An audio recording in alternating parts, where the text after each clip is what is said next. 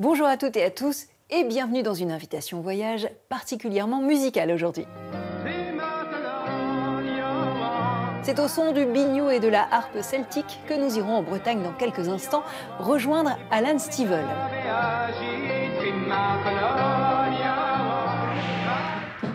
Au Salvador, on sera plutôt porté par le rythme saccadé des cuivres. Pas un bal populaire, pas un carnaval ne se déroule dans ce petit pays d'Amérique centrale sans un air de souk. Une musique et une danse devenues une fierté pour les Salvadoriens. Galway en Irlande est la porte d'entrée du Connemara et quand le temps est pluvieux, ce qui arrive souvent, on se réfugie en cuisine. Au menu de papilles, un délicieux gâteau renversé à la pomme et au mûr. Et puis à New York, vous verrez comment un différend entre deux comédiens a viré à l'émeute au point de faire plusieurs victimes. Ce sera l'histoire inattendue. Et tout de suite, on prend le large avec la devinette qui concerne les Maoris aujourd'hui. Leurs ancêtres seraient arrivés en Nouvelle-Zélande entre le XIIe et le XIVe siècle, depuis la Polynésie. Ils naviguaient à bord de ces pirogues, appelées waka, sans aucun instrument de bord. Alors à votre avis, comment ont-ils réussi à traverser un bout du Pacifique sans se perdre? La réponse, ce sera dans 44 minutes. Vous reconnaissez peut-être cet air, c'est celui de la chanson traditionnelle bretonne, Trimartolo. Si elle est venue jusqu'aux oreilles de chacun d'entre nous, c'est grâce à Alan Stivell. Eh bien, on a rendez-vous justement avec cet amoureux de la Bretagne et de la musique celtique dans la très inspirante baie de Quiberon.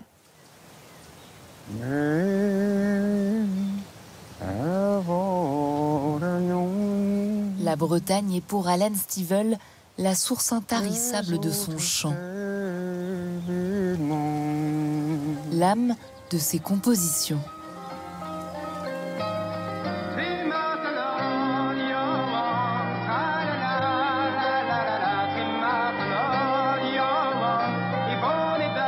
Dans les années 60, le compositeur invente la musique celtique moderne et fait de son art un instrument poétique et politique avec un objectif, redonner aux Bretons leur fierté perdue. Pour moi, le plus important, c'était d'arriver à convertir la grande masse des Bretons à leur propre culture, à leur propre musique.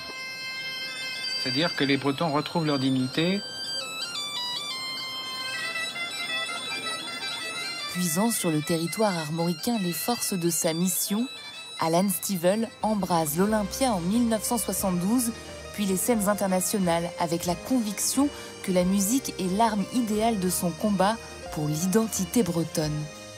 Depuis près de 70 ans, de chansons ancestrales en compositions originales, le musicien poursuit sa quête.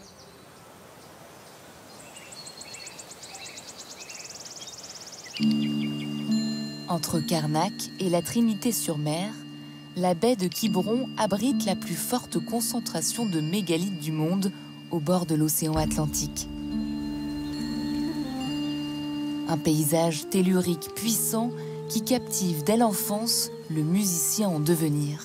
L'univers mégalithique, en fait, c'est quelque chose qui va minéraliser la musique.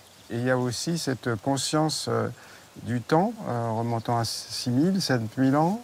On devient présent à tous les siècles, en fait. Et la musique, forcément, va s'en ressentir. La conscience de ses racines donnera une couleur musicale singulière aux compositions d'Alan Stivell tout au long de sa vie. Quand il découvre enfant ce territoire au début des années 50, Stivell s'appelle encore Alain Cochevelou. Issu d'une famille d'origine bretonne, il grandit dans les rues grises du Paris de l'après-guerre. En vacances chez ses cousins armoricains, il tombe dans ce qu'il appelle le chaudron celtique. Et là, c'est le choc absolu, en fait. C'est d'un seul coup, c'est une sorte de pureté des éléments, le vent, la mer, le mélange des odeurs, qui sont des parfums plutôt, quoi, qui sont quelque chose que je ressens comme si c'est très, très intensément. J'ai comme un amour physique pour la Bretagne dès cet instant-là. Mais cette Bretagne souffre d'une image négative. Depuis la fin de la Seconde Guerre mondiale, la région est frappée par une crise économique. Elle est en outre entachée par la collaboration d'une frange de nationalistes bretons avec l'occupant, malgré d'importants mouvements de résistance. La culture bretonne est ressentie par certains comme un obstacle au progrès. À Paris, le jeune Cochevelou ressent le mépris des gens de la capitale. Déjà quelqu'un qui arrive de la province, c'est vraiment le plouc, l'arriéré. Et le breton, c'était la caricature du provincial. Méprisé, c'est déjà une forme de quasi-racisme. Et donc j'ai ressenti beaucoup ça. Dès ses 9 ans, le jeune Alan forge son destin sur les cordes d'une harpe celtique.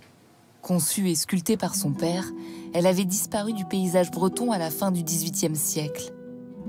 L'instrument, ainsi réinventé et nommé telengenta, devient la compagne du jeune musicien dans sa conquête du territoire breton.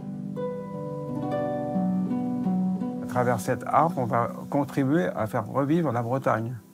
Et on va faire même revivre une Bretagne qui reprend contact avec ces siècles lointains. Il fallait que cette harpe soit la plus belle possible, aussi bien visuellement couverte de sculptures et aussi bien le son.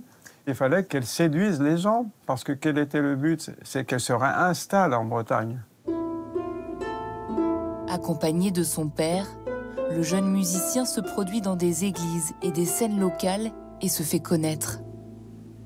À la fin des années 60, il enregistre ses premiers 45 tours en langue bretonne et propulse des chants populaires qu'il modernise au rang de tubes, tel Sonnershift, la chanson du cidre.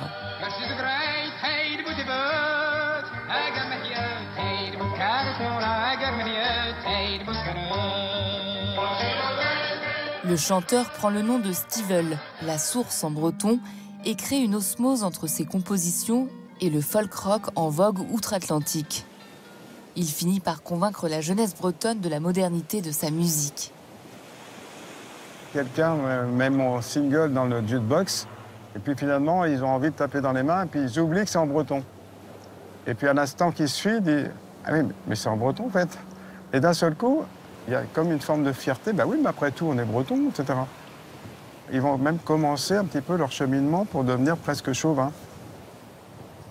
En février 1972, le concert d'Alan Stivell à l'Olympia marque un tournant émancipateur dans l'histoire culturelle de la Bretagne. Diffusé sur l'antenne d'Europe 1, il enthousiasme près de 7 millions d'auditeurs à travers la France. Modernisée par les arrangements de Stivell, la chanson de Marin, Trimartolode, devient une sorte d'hymne pour la population armoricaine.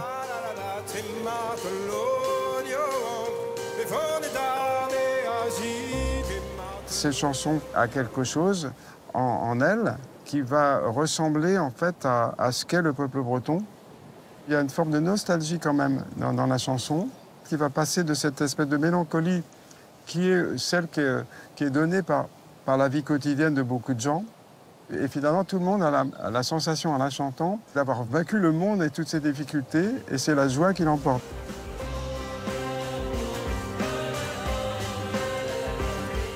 Porté par le succès de ses 3 premiers albums, Stivell se retrouve pris dans le tourbillon des années 70 aux côtés des vedettes de l'époque, telles Johnny Hallyday et Michel Sardou. Face à cet excès de médiatisation, le musicien éprouve le besoin de s'isoler dans une Bretagne lointaine, celle du pays de Langonette, qui donne le titre d'un album à venir.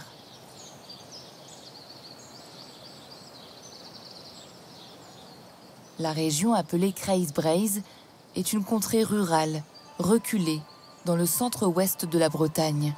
Terre des grands-parents d'Alan Stivell, elle est aussi le lieu de sépulture de son père, qui repose à Gourin, sous une harpe de granit. En choisissant d'habiter et de composer sur cette terre, Alan Stivell s'immerge dans l'un des fiefs de la musique traditionnelle. Gourin est la capitale des sonneurs, ces joueurs de bombarde et de biniou qui rivalisent de dextérité pour faire danser dans les bals populaires bretons les fest-noz. Il ne faut pas oublier qu'avec 2 sonneurs, on fait danser 1000 personnes. C'est le premier orchestre de musique traditionnelle, c'est le couple de sonneurs. le biniou et la bombarde. Et ça m'anime, moi, le biniou et la bombarde, c'est tous les matins, quoi. Au petit-déj, quoi. Un café, une crêpe et un coup de biniou, quoi. À Gourin, dans le domaine de Tronjoli, chaque année, des centaines de danseurs et de musiciens viennent batailler lors du championnat des sonneurs de Bretagne dans le parc de ce manoir du XVIIIe siècle. Harpiste, mais aussi joueur de biniou, Alan Stivell a lui-même remporté ici plusieurs trophées avec son comparse Ewan Sicard. Parce que Gourin, c'est quand même la Mecque de tout ça. C'est le rendez-vous de meilleurs sonneurs de l'année dans tous les terroirs de Bretagne, 14 terroirs.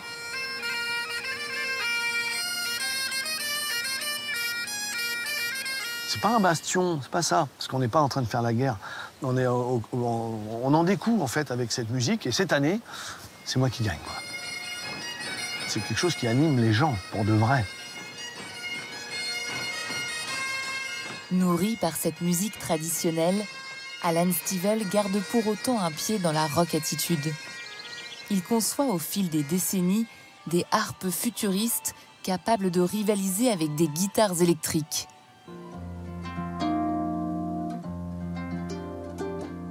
Et pour accorder son tempo aux musiques actuelles, Stivell s'immerge parfois dans l'urbanité de la capitale bretonne.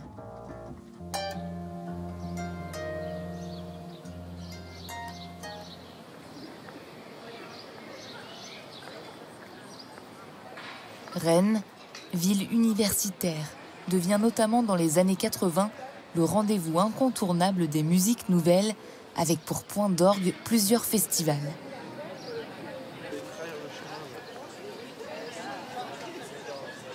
Quand Rennes s'est affirmée comme une des grandes capitales du rock, ça devenait quelque chose de beaucoup plus attirant pour moi. Une capitale avec une grosse personnalité. C'était un des aspects, disons, du rock dernier cri, quoi.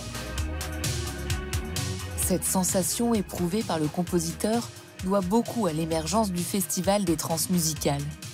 Cofondateur de cet événement, Jean-Louis Brossard revient toujours avec émotion là où ont été révélés Marquis de Sade, Étienne Dao ou encore Björk.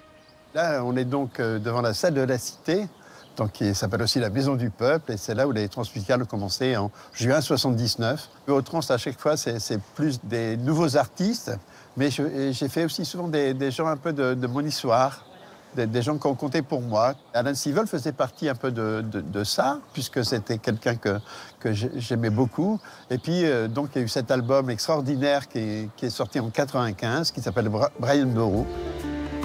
Avec son album Brian Boru, aux sonorités pop, rap, électro, Stivell s'inscrit dans l'esprit des trans, dont il est à l'affiche en 1995, la même année que les jeunes Daft Punk et Garbage.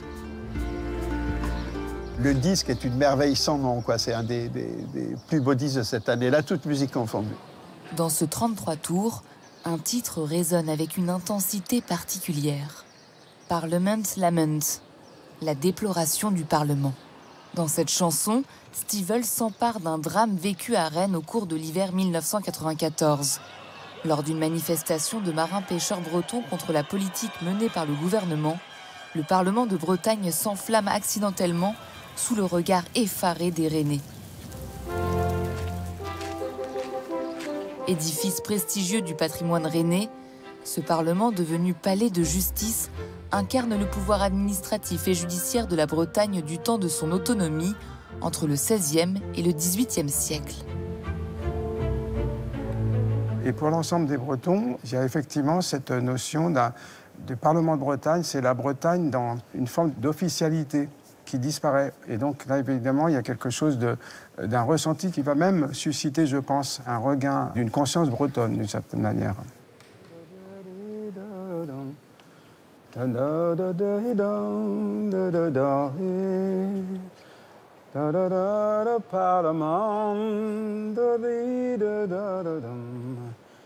Le Parlement qui part en fumée, moi-même, c'est quelque chose d'absolument viscéral.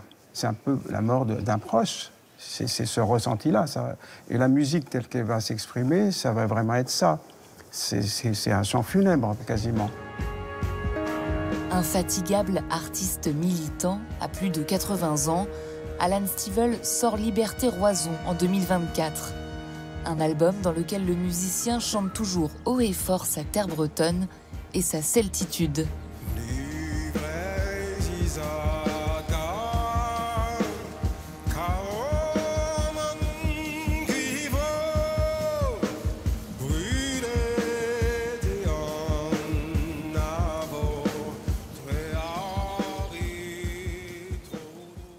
C'est un autre mégalithe maintenant que Thomas Chauvinot va tenter de soulever. Kerloas, le plus haut menhir de France, toujours debout, c'est le clin d'œil.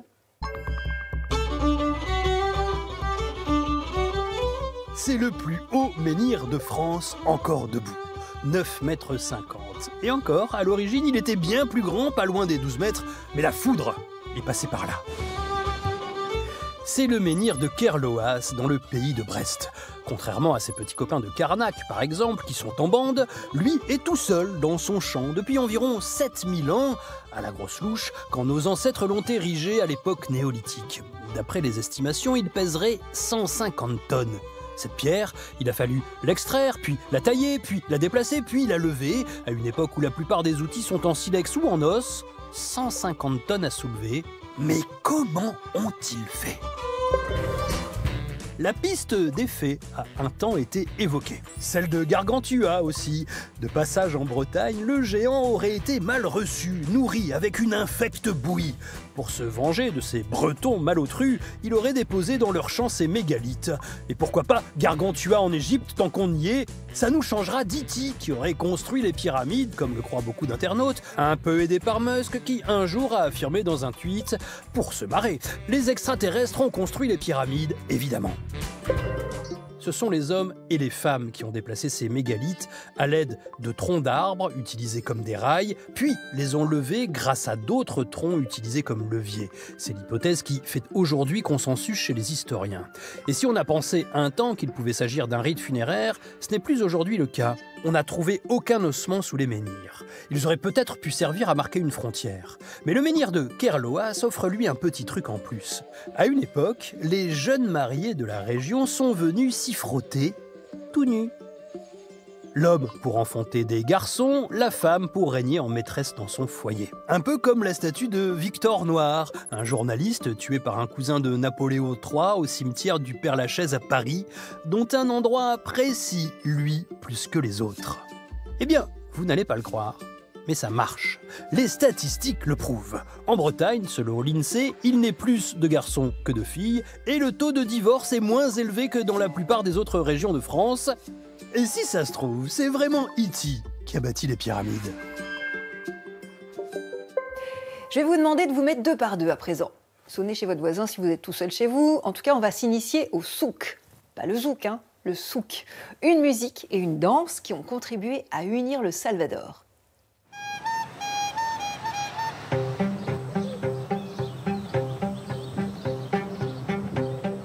Viens par ici. Ici ? Non, il ne lève pas encore son chapeau.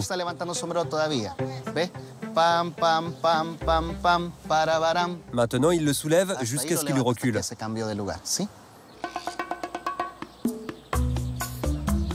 Dans les rues colorées d'un des plus petits pays d'Amérique centrale, le Salvador, on chante que le peuple a le ciel pour chapeau, tant sa dignité est haute.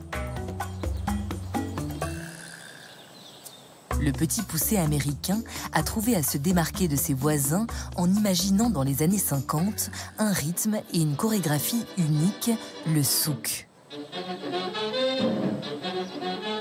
Basé principalement sur les mouvements du pied. Ses deux grands succès, Adentro Corutepeque et Carnaval de San Miguel.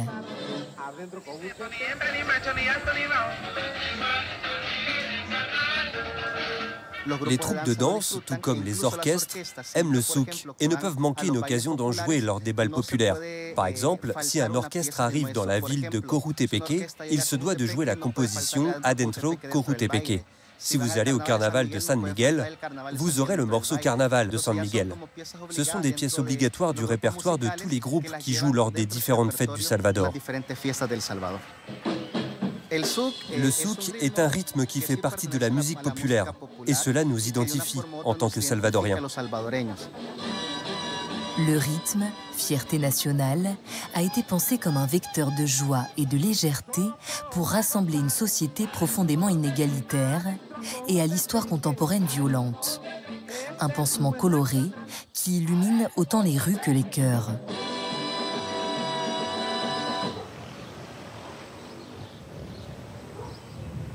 Pour remonter aux sources du souk et à sa toute première chanson, il faut s'immerger dans les ruelles animées de la petite ville de Corutepeque, qui offre de ses 850 mètres d'altitude un horizon de puissants volcans actifs.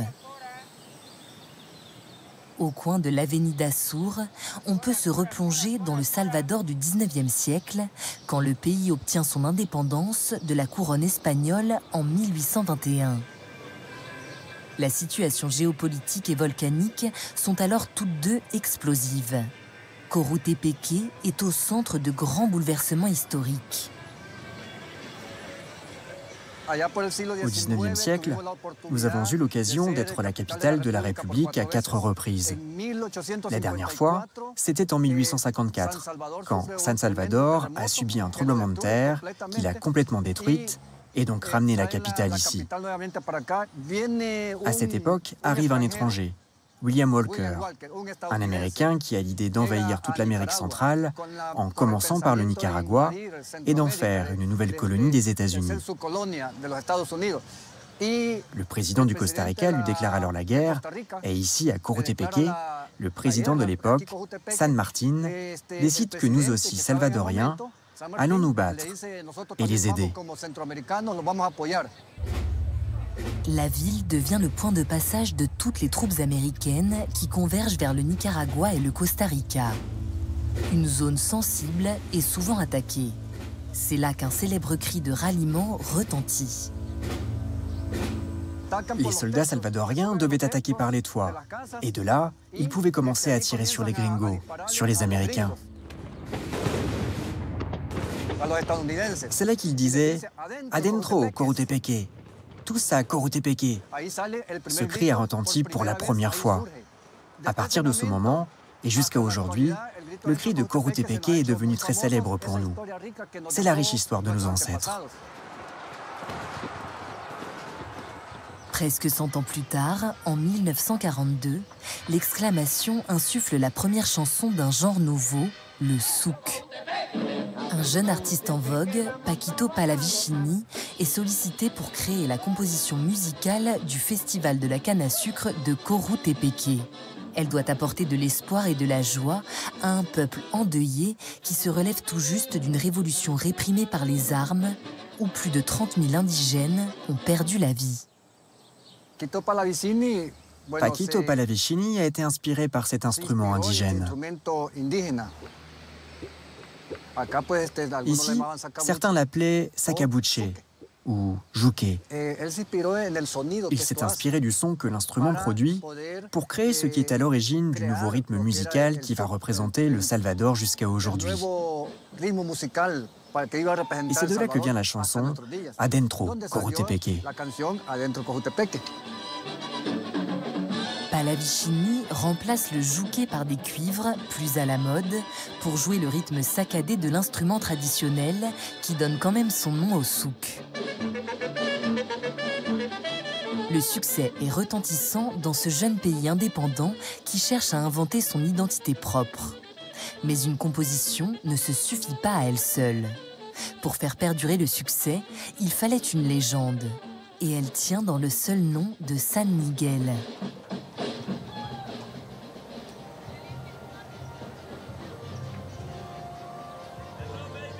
La deuxième plus grande ville du Salvador se prépare à célébrer son carnaval en hommage à la Vierge de la Paix, patronne de la ville de San Miguel.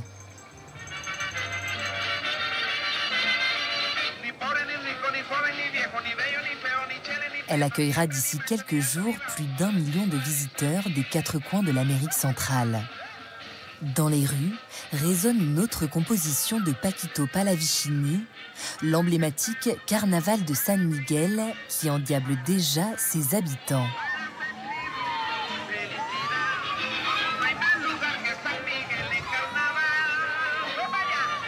Avant la création du carnaval, en 1959, les célébrations ne s'organisent que dans des lieux privés, comme le casino Miguelenio au cœur de la ville, où joue régulièrement Paquito et son orchestre.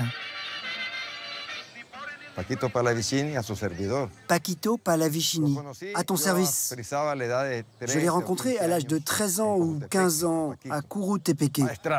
Ma mère vendait des sandwichs délicieux, des rouleaux de poulet à l'entrée des bals. Et il passait toujours nous voir et il me disait « Et maintenant, Chipote, tu montes sur scène avec moi ?» Et à partir de ce moment-là, nous avons commencé à tisser de beaux liens d'amitié. Ici, les fêtes patronales duraient 3 ou 4 jours. Et toutes les institutions, telles que les casinos, la Société des marchands, la Société des travailleurs, organisaient des bals dansants dans leurs locaux. Les pauvres montaient sur les balcons pour écouter les orchestres et observer les danseurs.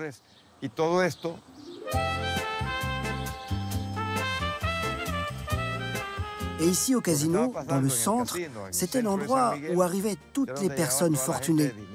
Les agriculteurs, les cultivateurs de coton et toutes les autres grandes fortunes de San Miguel.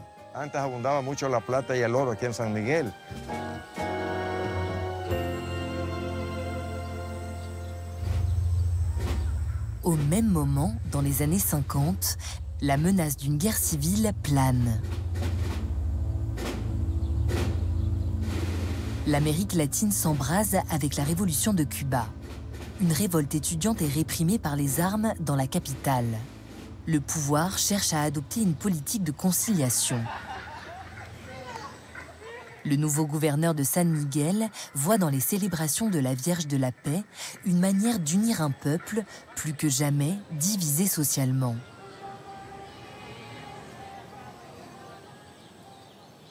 Le gouverneur Charlet était client du casino Miguel, comme de nombreuses personnes disposant d'un pouvoir économique suffisant pour y rentrer. Et voyant ce mélange de personnes d'en haut, d'en bas, cette population issue de la pauvreté, comme on l'appelle, il est alors sorti dans la rue et leur a dit « Vous tous, l'année prochaine, vous aurez votre fête ».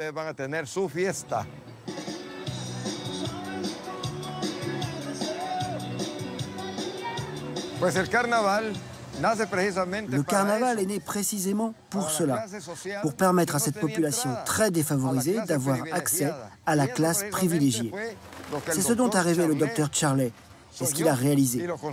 Ce que l'on retrouve dans la chanson du carnaval de San Miguel, de Paquito Pallavicini. Elle dit « Ni pauvre, ni riche, ni jeune, ni vieux, ni beau, ni laid.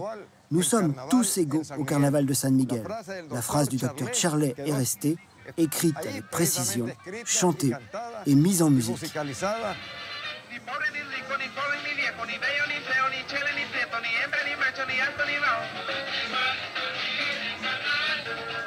Cet idéal salvadorien consacré en musique doit également l'être en danse.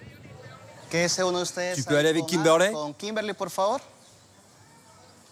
Et mettez-vous de la même manière à l'arrière de chaque partenaire, s'il vous plaît. Le gouverneur Charlet souhaite qu'une chorégraphie propre au souk lance les festivités. Une danse de l'union et de revendication du métissage de la société où riches et pauvres puissent se retrouver sur un pied d'égalité.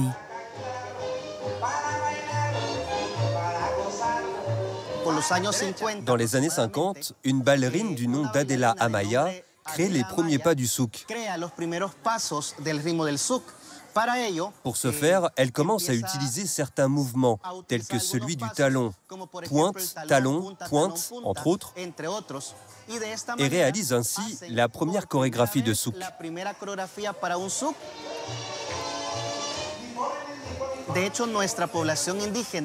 En fait, notre population indigène, lors de ces fêtes, a toujours été, dans une certaine mesure, quelque peu timide.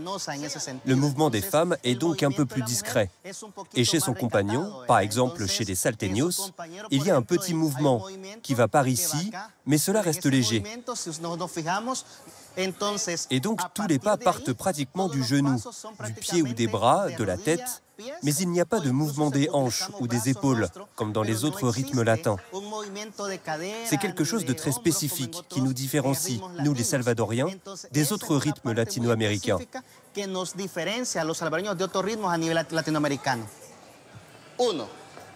S'il y a bien certains enchaînements de pas à respecter, chaque chorégraphe peut apporter sa touche personnelle sans pour autant la signer de son nom. Une manière pour les troupes de se démarquer lors des nombreuses fêtes qui rythment la vie du Salvador et de maintenir vivant ce patrimoine culturel. L'une des grandes caractéristiques du folklore est que les auteurs ne sont jamais connus. Par conséquent, il existe de nombreuses chansons où, au fil du temps, on oublie qui les a composées. C'est à ce moment-là qu'elles entrent dans la culture folklorique d'un pays. Concernant le souk, il a évolué en termes de costumes, en termes de présentation, de chorégraphie. De cette manière, il a pu obtenir ce caractère très universel du folklore.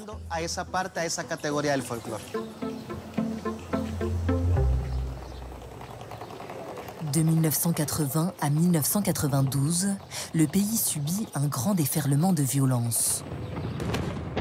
La guerre civile qui oppose le gouvernement aux révolutionnaires fait plus de 75 000 morts. Lorsque vient enfin la paix, les Salvadoriens voient encore dans le souk un socle de leur identité, en constant renouvellement, pour embrasser les aspirations de la jeunesse. Le carnaval de San Miguel en est sa plus belle expression.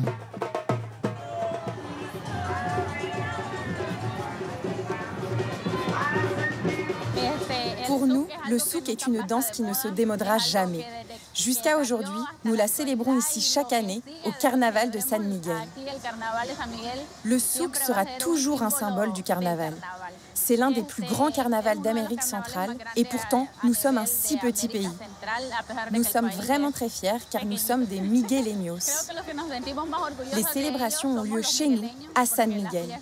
Mais bien sûr, nous sommes heureux d'accueillir des gens qui viennent de tout le pays.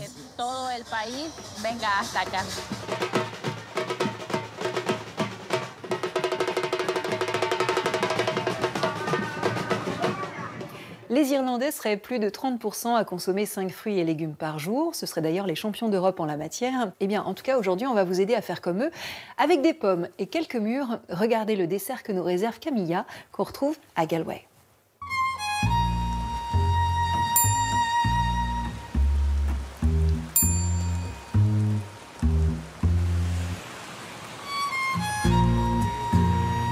Aujourd'hui, je vais préparer un gâteau renversé aux pommes et aux mûres. Je me rends au magasin Terryland pour y acheter mes fruits.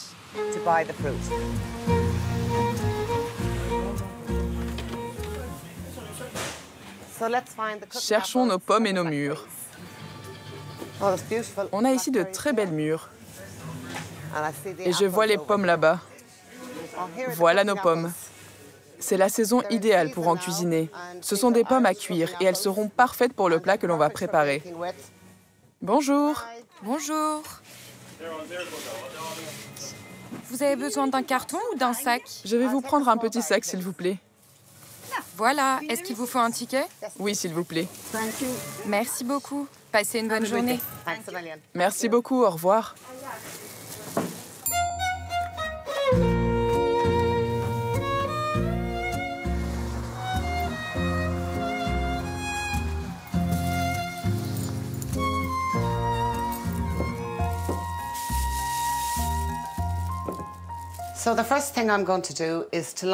Je vais commencer par préparer le moule qui va accueillir mon gâteau aux pommes et aux mûres.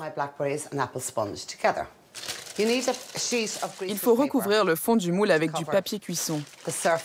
On le plie une première fois en deux, une deuxième fois,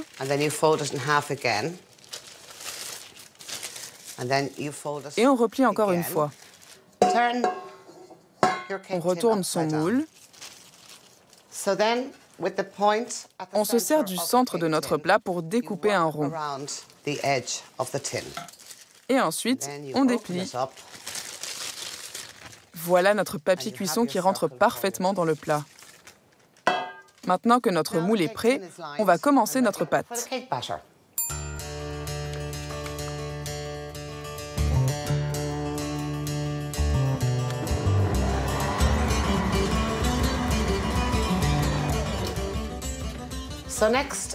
J'ajoute maintenant progressivement mes œufs et ma farine.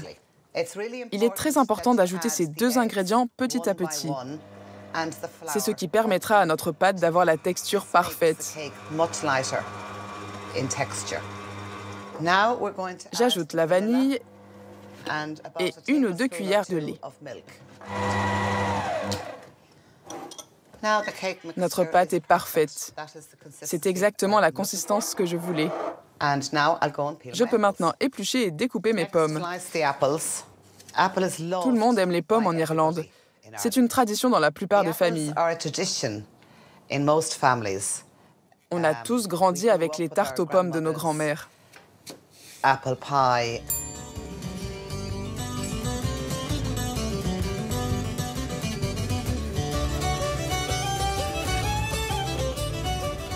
Now this is ready. C'est parti. Ready for the oven. On peut mettre notre gâteau au four à 180 degrés pour environ 1 heure. J'ai eu un restaurant qui s'appelait Dread Lane. Je l'ai ouvert en mai 1999. Je l'ai ensuite gardé 17 ans. C'était un très beau restaurant. Toute la cuisine était faite maison. J'aime faire plaisir aux gens pour qu'ils soient heureux. J'aime voir des sourires en mangeant. Ça me manque. Le monde me manque. Le staff me manque. Les clients me manquent. Ça a été un grand changement pour moi. Je vais jeter un œil. Ça m'a l'air prêt. On passe à la partie la plus excitante. C'est l'heure de vérité.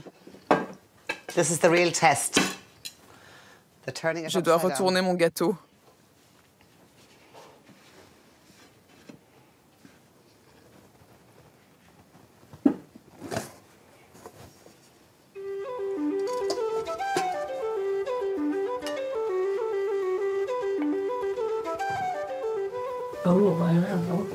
Oh, magnifique.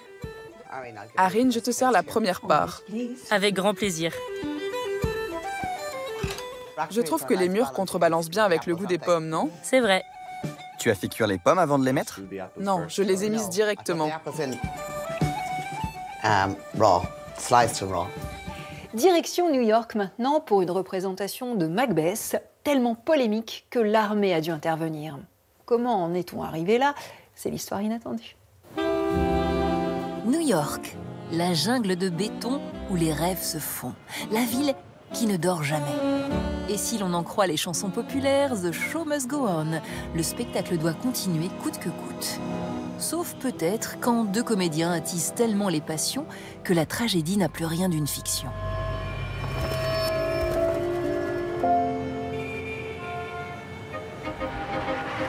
Au milieu du 19e siècle, New York est une ville divisée à la fois socialement et géographiquement, comme nous le rappelle Ralph Lewis, directeur d'une troupe de théâtre. Les théâtres les plus prestigieux se développent le long de Broadway, tandis que les théâtres les plus populaires prennent place dans le Bowery. Sur Broadway, on assistait principalement à des pièces de théâtre classiques, tandis que sur le Bowery, on trouvait davantage de spectacles burlesques, de variétés, des danseuses de cabaret et d'autres formes de divertissement de masse. Ces divisions sociales s'incarnent dans une rivalité explosive entre 2 comédiens. Charles McCready était un comédien britannique que la haute société new-yorkaise faisait venir de temps à autre pour jouer ses grands rôles shakespeariens dans les différents théâtres le long de Broadway. Edwin Forrest, quant à lui, était un jeune homme de la classe ouvrière originaire de Philadelphie. Connu sous le nom de tragédien américain, il se produisait principalement dans les théâtres populaires du Bowery. Forrest et Macready cristallisent les tensions politiques qui existent entre Washington et Londres. La jeune nation américaine cherche à consolider son identité moderne et à s'émanciper de la Grande-Bretagne. Les idées anti-britanniques alimentent un sentiment patriotique. Immenses stars à l'époque, ces 2 comédiens ont l'habitude de se croiser en tournée. Lors d'une de ses tournées en Europe, l'Américain Forrest eut un différend avec le Britannique Macready. Il était allé assister à une représentation de Macready et, en plein milieu du spectacle, il s'était levé pour le huer. Cet incident devint un scandale international, abondamment relayé dans les journaux pendant des semaines, voire des mois. Dès lors, Charles Macready devient la bête noire du camp anti-britannique. Quelques mois plus tard, la tension atteint son paroxysme lorsque Macready est engagé pour jouer Macbeth à l'Astor Place Opera House, un nouveau théâtre élitiste symboliquement situé entre Bowery et Broadway. L'Astor Place Opera House avait été conçu pour devenir le théâtre de référence, celui auquel tous les autres seraient comparés. Le hall d'entrée était somptueux. Les spectateurs devaient porter des gants, des gilets, être rasés de près et présenter une apparence soignée. La représentation de Macbeth, jouée par Macready à l'Astor Place Opera House, a lieu le 7 mai 1849. Lors de cette représentation, non seulement des pièces de monnaie sont lancées sur Macready, mais aussi des fruits et des légumes. Les spectateurs huent et crient tellement fort qu'il est impossible de l'entendre jouer. Au milieu du spectacle, un individu situé au balcon lance une chaise sur la scène qui s'écrase juste devant Macready. Les acteurs fuient la scène. La représentation s'interrompt dans le chaos. Furieux, Macready envisage de prendre le premier bateau pour Londres. Une pétition de soutien lancée par des aristocrates le convainc de rester pour une ultime représentation, prévue 3 jours plus tard, le 10 mai. Dans l'intervalle, un gang de patriotes américains connus sous le nom de Bowery Boys exacerbe les tensions et prépare un accueil mouvementé à l'acteur britannique. Le jour J, les portes et les fenêtres du théâtre sont barricadées pour empêcher toute intrusion. 250 policiers ont été appelés en renfort.